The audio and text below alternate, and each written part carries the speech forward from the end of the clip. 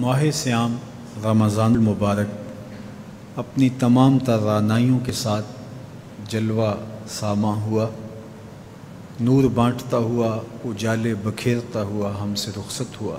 اللہ جل شانہ نے اس ماہ منور میں ہمیں جن توفیقات سے مالا مال کیا، نیکی، تقوی اور دیگر امور خیر کی سعادت ہمارا مقسوم ہوئی، تو ہم اللہ کی بارگاہ میں یہ دعا کریں کہ ماہ سیام گزرنے کے بعد بھی وہ اعمال خیر ہماری زندگی کا حصہ رہیں۔ کہیں ایسا نہ ہو کہ جو محنت سے، فاقہ کشی سے، راتوں کے قیام سے، غد بصر سے اور دیگر اعمال خیر سے ہم نے برکات پائیں، وہ ماہ سیام کے گزرنے کے بعد ہم گواہ بیٹھیں۔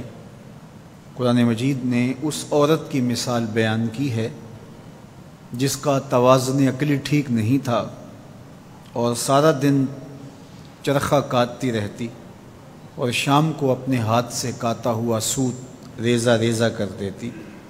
فرمایا تم اس عورت کی طرح نہ ہو جانا، اپنی محنت کو ضائع ہونے سے بچانے کی آرزو اور تمنا یہ ہمارے سینے میں موجود ہونی چاہیے۔ تو ہر وقت یہ دھڑکا، یہ ڈر، یہ فکر لگی رہے کہ میں جو خیر کی راہ پہ ہوں وہ مجھے میسر رہے، وہ مجھے نصیب رہے۔ جس کے 2 دن برابر ہو گئے وہ ہلاک ہو گیا۔ ہر آنے والا دن گزرے ہوئے دن سے بہتر ہونا چاہیے۔ اگر برابر ہیں تو ہلاکت ہے، اور اگر کسی کا گزرا ہوا دن بہتر ہے اور بعد والا دن اس سے بدتر ہو گیا، وہ تو پھر کچھ نہ حاصل کر پایا۔ تو رمضان المبارک کے اندر ہمیں جو برکات حاصل ہوئیں، ہمیں جو نور ملا، ہمیں جو اجالے حاصل ہوئے، ہم اپنا محاسبہ کریں کہ کیا وہ ہمیں اب بھی میسر ہیں، یا یہ کہ آج ہم دوبارہ اسی زندگی کی طرف پلٹ کے آگے ہیں۔ ماہ سیام میں جس زندگی کا نور ہمیں نصیب ہوا تھا، جو روشنیاں ملی تھیں، ہم بالکل ان کو کھو چکے ہیں، اور 29 شعبان کو ہم جہاں کھڑے تھے، 1 شوال کو بھی ہم وہیں کھڑے ہیں۔ تو پھر یہ بات سوچنے کی ہے۔ کوئی شخص کسی ڈاکٹر کے پاس جا کے علاج معالجہ کرواتا ہے اور وہ 1 مہینے یا 2 مہینہ تک اس کو دوا دیتا ہے، اور دوا کے بعد وہ کہتا ہے اب دوائی تم چھوڑ دو اس لیے کہ تم صحت یاب ہو چکے ہو۔ تو دوائی چھوڑنے کے بعد پھر دوبارہ وہ مرض لوٹ آتا ہے، عود کر آتا ہے، تو پھر اس کا مطلب یہ ہے کہ اس کو شفا نہیں ملی، اور پھر ڈاکٹر اس کو کہے کہ نہیں چلو 1 ماہ پھر دوائی لے لو، اور 1 ماہ دوائی استعمال کرنے کے بعد پھر دوبارہ وہ وہیں کھڑا ہوتا ہے، اور تیسرے ماہ، چوتھے ماہ، تو پھر وہ دوائی کارگر تو نہ ہوئی کہ جب تک دوائی آپ لیتے رہے تب تک تو بہتری رہی، اور جب دوائی چھوڑ دی تو پھر وہیں کے وہیں رہے۔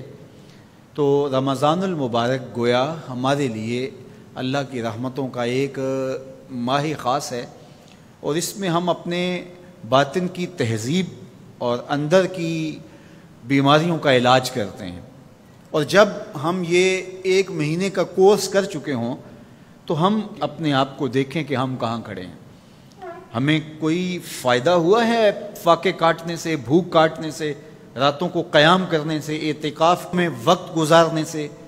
اور اگر کچھ بھی نہیں، جہاں ہم تھے وہیں ہم کھڑے ہیں، تو پھر ہمیں سوچنا چاہیے کہ ہم نے صحیح طرح سے دوا نہیں لی، یا پھر دوا ٹھیک نہیں تھی، اور یہ دوا بالکل ٹھیک ہے۔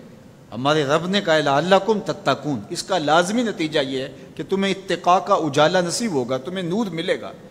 تو پھر ہم سے کوئی کوتاہی ہوگی، ہم سے کوئی غلطی ہوگی، اس لیے ہم اللہ کی بارگاہ میں عرض گزار ہوں کہ مالک جو تم نے ہمیں نور عطا کیا ہے، جو روشنی دی ہے، وہ اجالے کہیں بجھنے نہ پائیں، اور وہ کیا ہے؟ وہ نور ہدایت کا نور تھا۔